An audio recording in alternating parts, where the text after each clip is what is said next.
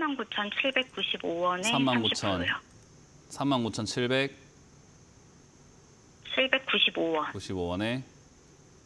30%. 30%요.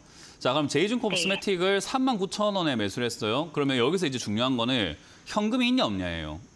추가 매수할 있어요. 자금이 없으면 답이 안 나와요. 네. 그럼 추가 매수할 자금이 있다면 답은 나와요. 왜냐하면 우리가 주가가 이렇게 90%까지 박살이 났다 이러면요. 내가 탈출이 불가능하다라고 믿어버리거든요.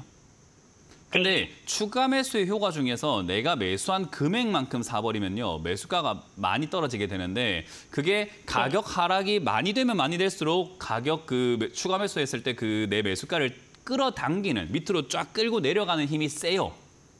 네네. 그러니까 제이준 코스메틱이 지금 만약에 4,900원대, 5,000원대 이렇게 거래가 되고 있는데 이 5,000원대 네. 지금 거래한다면 지금 시장가격이 그냥 4만 원 샀다고 가정을 해볼게요.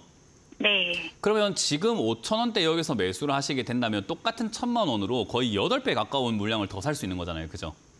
네네. 그러니까 위에 산 거보다 8배를 더 살 수 있는 거예요. 그러면은 이 8배 더 산 금액으로 이렇게 평균을 내버리면요. 매수가가 많이 떨어져요.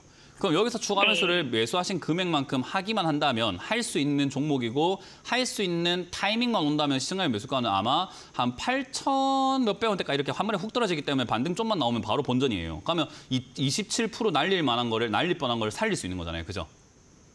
이거를 사실 추가 매수를 해서 그렇게 이상하게 했기 때문에 이렇게 된 거고 그건 중요하지 않고요. 지금 이제 살리려면 지금부터 추가 매수 안 하면 답이 안 나오잖아요. 그죠?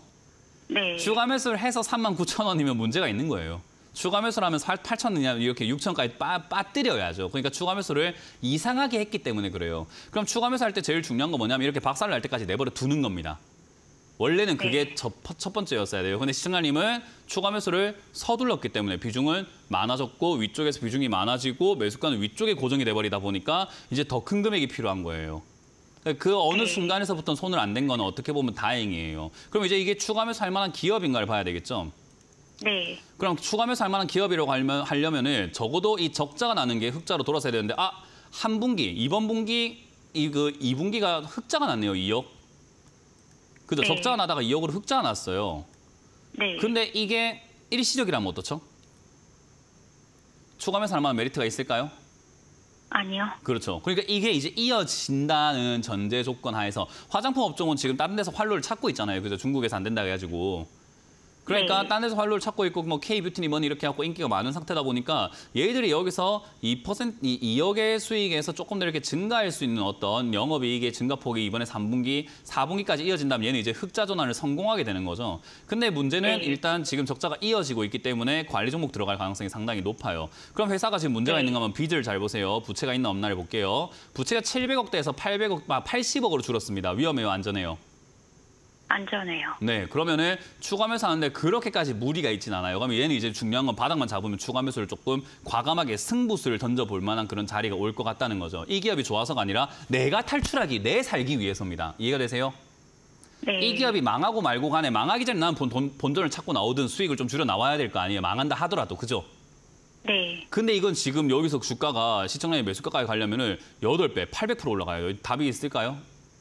아니요. 그러니까요. 그러니까 내 매수가를 낮추는 방법 말고 승부수를 던져서 낮추는 방법 말고는 없어요. 그러면 이걸 이제 상담 잘 받고 하는 게 낫죠. 차라리 아까 뭐 GH 신소재질 뭐니 그런 거 손들어버리고 현금 더 마련해버리고 걔도 답이 없잖아요. 그죠? 네. 걔 반등 나올 때 손들어갖고 현금을 더 보태려고 추가 매수 금액을 자꾸 마련하시는 게 낫죠. 그러니까 얘를 좀 잘 만져야 돼요. 그래서 제가 보기에는 지금 현재 5,000원에서 이 7,000원, 8,000원 사이쯤이 자리를 잡고 있는 과정인데 잡은 건 아닙니다. 흑자 전환도 제대로 된 게 아닙니다. 그래서 얘가 아래쪽에서 자리를 더 잡았을 때 저는 아마 내년 상반기까지 좀 지켜봤으면 좋겠어요. 내년 상반기 때 감사 보고서 좀 잘 나오고 관리 종목만 안 들어간다면은 일단 한 해 또 넘긴 거니까 내년은 조금 이렇게 한번 승부수 걸어볼 만하다고 생각을 하거든요. 그래서 내년까지 현금을 많이 마련하셔야 돼요. 최소 30%까지는요.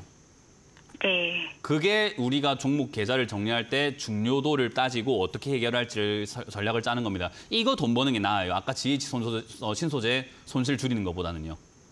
네, 이해가 되세요? 알겠습니다. 네. 그래서 그렇게 하시려면 여유를 좀 가져야 되겠죠. 왜냐하면 얘가 충분히 두들겨야 되거든요. 너무 많이 빠졌고 너무 위험한 상태다 보니까 충분히 두들겨야 되니까 아까 말했던 내년 한 2, 3월 달에 감사보고서 시즌인데 그거 일단 넘기는가 보자고요.